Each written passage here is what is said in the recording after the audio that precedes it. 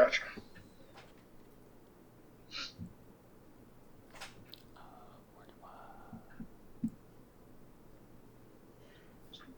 few more seconds here, Coach. Yes, sir. Yeah, got it. Guys, again, you're going to open or just straight questions.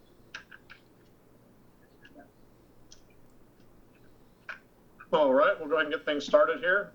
Welcome, everyone, to the College Football Playoff Media Day from the University of Alabama. Kicking things off will be defensive coordinator Pete Golding. Coach, our first question today will come to you from Pat Forty. Hi, Pete. Thanks for the time. My question, I'd heard from a couple people around the program that Nick Saban has dispensed fewer of the proverbial ass chewings this year. I'm wondering if that's accurate? Absolutely not accurate. No. I mean, I think obviously whatever you do here, Coach is going to make sure that you do it to the best of your ability and you do it the way, he sees fit, which I enjoy. I think that's the thing as a player, as a coach. I think you always want to know what can I do better? How can I improve?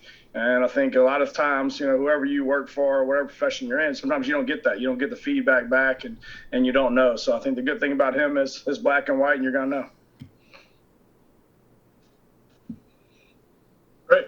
Next question will be John Zenor. John?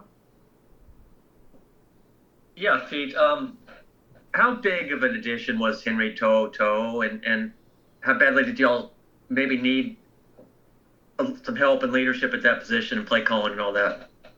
Yeah, I mean, obviously, I think in any defense, especially this defense, I mean, you want your mic, your signal caller that you're kind of basing the defense around, be able to get guys lined up, be able to make all the calls, communicate the adjustments.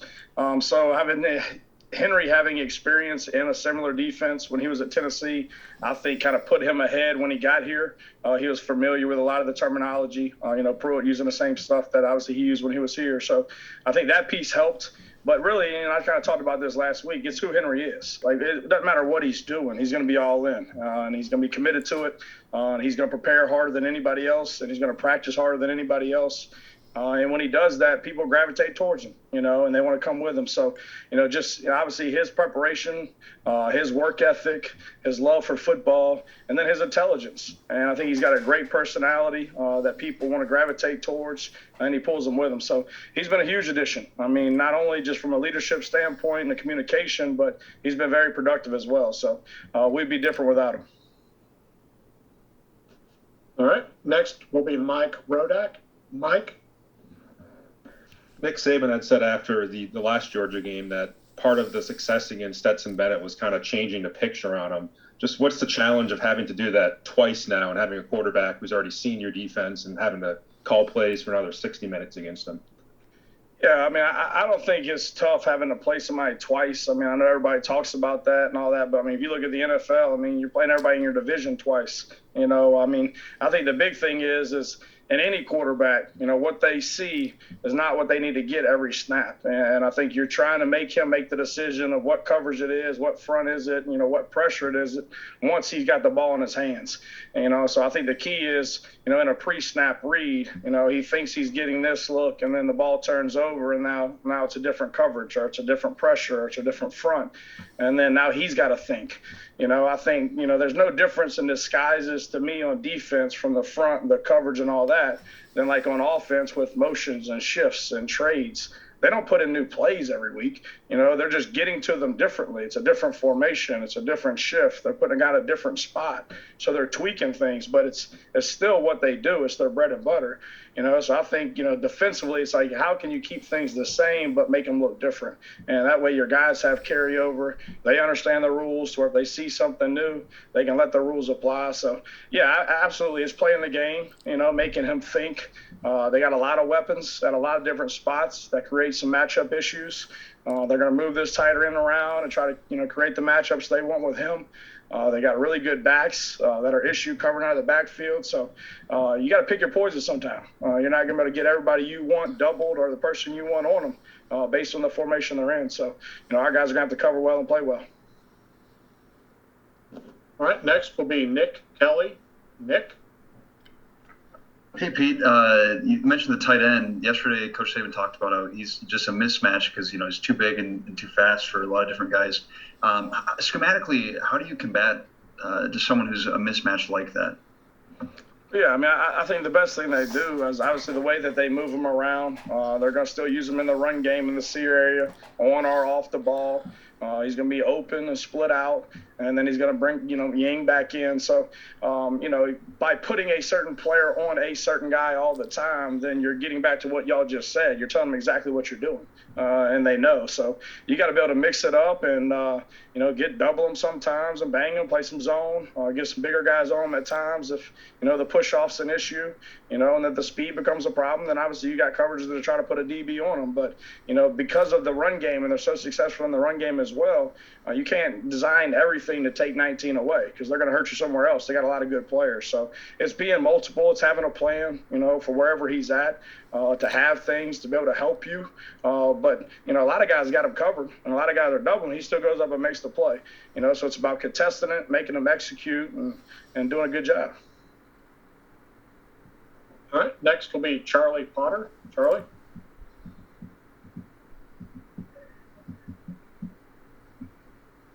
All right, we'll go next to Charlie Potter. Yeah, hey, Coach. We saw Kyrie Jackson, play quite a bit in this past game. Just how do you think he played against Cincinnati, and how has he kind of progressed over the course of the season?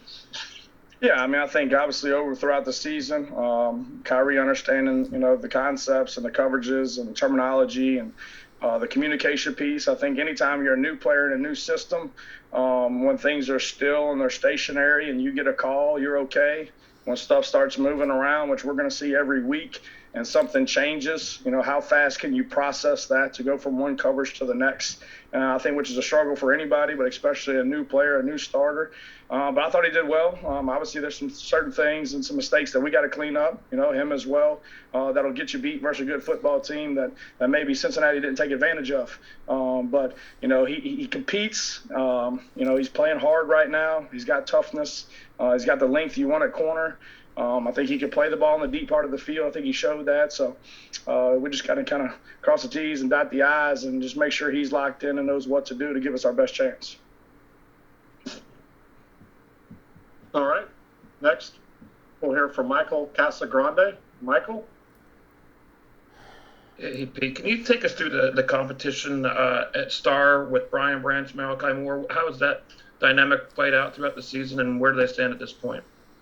Yeah, man, they're coming to work every day, and I think it's obviously, Coach, we're going to try to put the best 11 guys that we got on the field based on what we're seeing. A lot of times, depending upon the personnel grouping that we're in, based on what they're in, if we want a bigger guy at the point of attack that's a little more physical or better cover guy. But I think that's the best thing about Malachi, our Branch, is both of them started games here, played a lot of football. Have been productive. They understand the defense. So either one of those guys in there, I think we're in pretty good shape, and they've been moving around. They play safety, play star. Branch played a little bit of corner, so we've had to move them around a little bit because of some injuries. So those guys are plug-and-play guys, and they know all 5 spots in the back end, and they give us our best chance to win. So either one of those guys that are in, we feel like we're in pretty good shape. We look at both the starters, and based on the personnel grouping we're in and what they're doing, of who you kind of go with that week. All right, next will be Zachary Braziler. Zachary? Hey, Coach, I just want your thoughts on where would you put Will Anderson among players you've coached, and just what makes him so difficult to block? Yeah, I mean, I think, we kind of talked about this last week. I mean, he just loves football. I mean, he's all the intangibles you talk about being tough and competitive and all those things. And then you throw on top of it, the way he prepares, the way he's in here all the time with Coach Sal and watching tape and his love of the game. And then you throw on top of that his size and athletic ability. He's one of the heavier-handed guys at his size for an outside linebacker that I've been able to be around, as far as striking blocks. and recreating the line of scrimmage. So that gives us the flexibility to leave him in the game in a lot of situations and move him around, whether he's a 3, a 4, a 5, a 9. We'll drop him some as well to keep people honest based on sliding to him.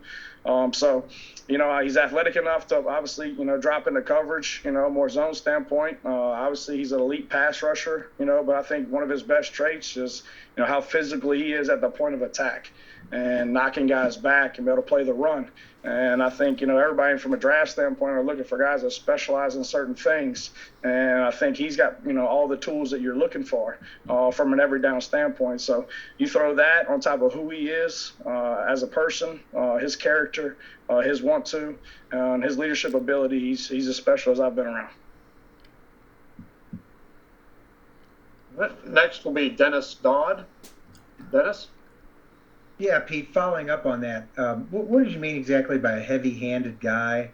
And given all his traits and what he does so well, how many of the guys like him are there in the country or that you've been around or seen in the college game? Yeah, heavy-handed, I'm talking about when you go to strike a block and they're coming off the ball and I go to use my hands and 5 points of contact to strike him and knock him back. He's so explosive from his legs, from his hips to his hands to be able to create separation and then disengage and get off of guys and go make plays. So what I mean by that, he strikes and gets their head going back and then he separates and he can go make the play. A lot of people aren't like that. A lot of people are flesh magnets. They get into a guy and they can't get off or they can't create the separation because they can't come out of their hips. And then on top of that, normally the guys that can do it on a base down from a run standpoint aren't elite pass rushers, and you're taking them off the field on third down, not trying to find ways to get them one-on-one on their worst guy like we're trying to do with him. So from that aspect, that's what I mean by heavy-handed. What was the second part of the question? How many guys are like him in the country? I have no idea. Obviously, NFL scouts is what they do for a living. I don't watch other teams. I know he won, Defensive Player of the Year in the country, so somebody thinks he's the best player in the country, so I have no idea. Thank you. Next question will be from Haley Sutton.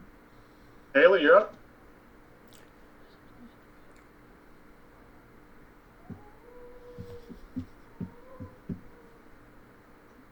There we go. Can you hear me? Yes, ma'am. Sorry, I was having issues with the mic there. When you go into a game like this where it's a rematch, not just from the regular season, but the SEC championship, what challenges do you face when you're going into a rematch like this game? Well, I think anytime you're playing anybody, regardless, I think you go back and look what you did the previous game. What are things that we didn't do well that they took advantage of that, we got to find answers for, that we got to correct, and that we got to improve on. And then there's some things in games that you don't see to the naked eye, and you come out of there, and it wasn't an explosive play or it wasn't a long run, but it could have been because we weren't in the right gap or we didn't play the right technique or what have you. So I think it's evaluating the tape and what do we do well, all right, how can we do the same thing, make it look different to keep it the same for our kids, and then things that we didn't do well, all right, well, what do we need to change, or is it a technique piece, is it a scheme piece, is it a personnel issue that they're going to come back and try to exploit. And then on top of that, that goes over an entire season. I think it's a little easier for a semifinal game when you have more time to go through and find issues that, people are having problems with or things that they do well that you want to try to take away. But it's going throughout the years like, all right, what have we not done well? What have we put on tape that have been issues that have created explosive plays, whether it's in the run game or the pass game, that we got to clean up. And then obviously, the things that you do well, you continue to do, and then add some mixtures in there to try to make them look the same, but it's a little different variation to give a different read, whether it's in the run game or the pass game. But obviously, in any offense or defense, you have a philosophy, and this is your defensive scheme, this is your offensive scheme, and you got to go back to what's your bread and butter and what got you there. And at the end of the day, it's about getting off blocks, tackling the guy with the ball in space, defending the deep part of the field, playing penalty free. I mean, that's football. So you can't get caught up in changing who you are and what you do just because you played somebody a second time. And now you're putting kids in situations they've never been in for 14 football games that got you there, and now you're getting away from that. So I think there's a fine line in all that. You know, the good piece about being here, Coach has been here a lot in these situations. And so, you know, we know our philosophy, we know what we believe in. It's about execution, getting everybody on the same page and playing fast. All right, our next question will be from Christopher Heidel. Christopher, you're up. Go ahead. Hey, Coach. Thanks for taking my question. Congratulations on making it to the championship game. The running back for Georgia, James Cook, what do you guys have to do to contain him? I know you did a great job against Cincinnati, keeping that running game from being explosives. What do you have to do to keep that guy from doing what he did to Michigan?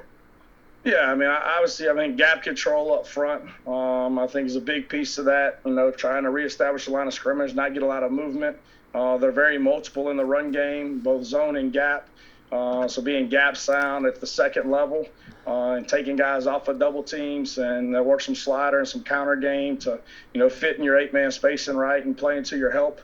You know, a lot of their shot plays and their priority passing game come off the run plays. So they challenge you from an eye control standpoint. It's going to look like run, and I got to see my secondary key because it's going to be the same look. And then now here's the shot play off of it. So they do a really good job. You know, Coach Monk's a great coach.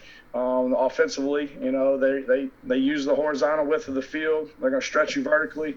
They're going to make you account for all gaps. They got those 3 big tight ends that they're going to put on the field a lot at the same time to create extra gaps. And they're good pass catchers. And then you can't forget about, obviously, these backs in the run game. That's one thing. And you got to gang tackle and you got to pepper the ball. We got to get there, especially in space. I think 4 special in space. That showed up, you know, a couple times last time we played these guys. Some explosive plays based on missed tackles that he created. But, you know, you got to be sound. I mean, I think obviously you got to be able to try to take the run game away. I think that's hard to do versus these guys. But you got to eliminate the explosives. You got to make them drive the field. We got to create some turnovers. We got to play really well, you know, critical situations in the game, being third down, which was a big piece of this game last time, and then win the turnover battle. I think that was a big piece of this game, you know, last time as well with the interception. So, yeah, I mean, you got to be sound versus the run, but they're very multiple to where once you devote yourself to the run, they can make you pay on the perimeter as well. So it's a great challenge. Great. Thank you very much, Coach. We appreciate your time here this afternoon and look forward to seeing you in Indianapolis. Yes, sir. Y'all too.